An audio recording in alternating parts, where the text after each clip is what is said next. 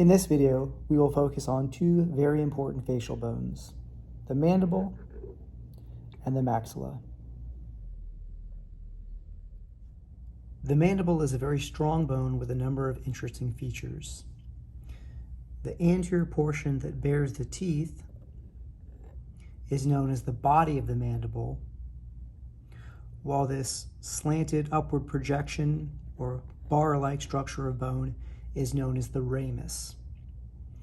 Where the body meets the ramus and turns sharply is known as the angle of the mandible.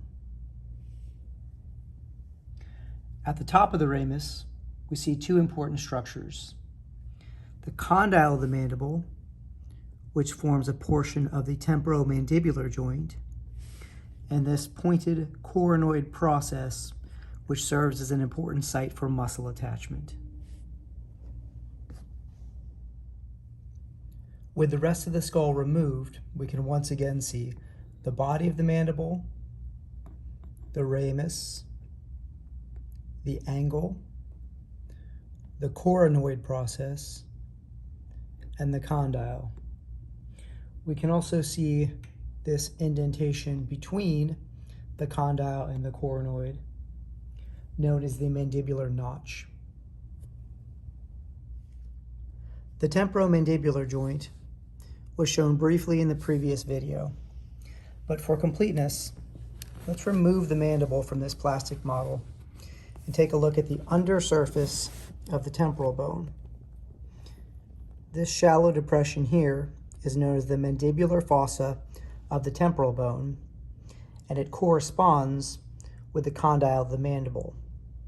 Together, along with a fibrocartilage disc that exists inside the joint space, these structures form what is known as the temporomandibular joint. Returning to an anterior view, we see again the mandible and the left and right maxilla. This faint suture line is an indication that these two bones begin as individual bones that fuse together in the adult skeleton. For reference, the prominence of the cheek here is formed by the zygomatic bone. On both the mandible and the maxilla, there are sockets for teeth. Each socket is known as an alveolus, and the small portions of bone that grow in between the teeth are known as alveolar processes.